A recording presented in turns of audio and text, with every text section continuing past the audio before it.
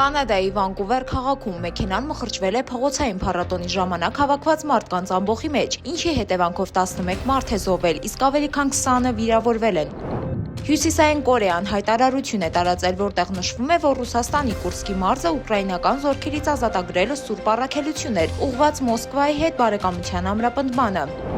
Ուկրաինան եւ ԱՄՆ-ն համաձայնության են եկել, որ օգտակար հանածոների հարցով ստորագրվելիք համաձայնագրում չի հաշվառվելու այն օգնությունը, որը տրվել է մինչ այդ։ Գերմանիայի պաշտպանության նախարարի պաշտոնակատար Բորիս Պիստորիոսը ԱՄՆ-ի առաջարկները Ուկրաինայում խաղաղության հաստատման վերաբերյալ համեմատել է կապիտուլացիայի հետ։ ՄԱԳԱՏ-ն պատրաստ է աջակցել Իրանի եւ ԱՄՆ-ի միջև անուղղակի բանակցություններին։ ԱՄՆ նախագահ Դոնալդ Թրամփը կիրակի օրը հայտարարել է, որ հիասթափված է Ռուսաստանից, քանի որ խաղաղության պայմանավորվածության փորձերի ժամանակ ռուսները հրթիռներ են արձակել։ Մահից առաջ Հռոմի պապ Ֆրանցիսկոսը մոտ $220,000 է փոխանցել Հռոմի անչափահասների բանտում գործող մակարոնի կործանանի վարկը մարելու համար։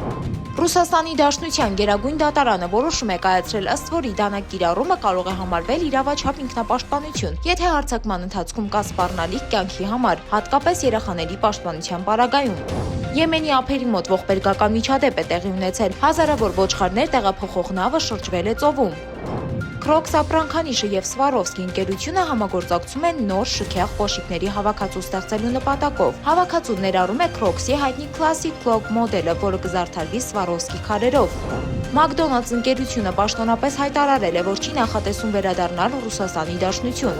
Ռուսաստանում տեղի ունեցած ռազմական տեխնիկայի ցուցահանդեսի ժամանակ ողբերգական դեպք է գրանցվել։ 4-ամյա տղան մահացել է, երբ զրահափոխադրիչի ծանր դուռը հարվածել է նրա գլխին։ Համբուրգի բողոքական քահանա Յոնաս Գյոբելը, ով փորձում է նոր մոտեցում գտնել երիտասարդներին գրավելու համար, սկսել է մատուցել արարողություններ Հարի Փոթերի ոճով։ Այս նորարարական գաղափարը լայնորեն ընդունվել է եւ ստացել է դրական արձագանքներ։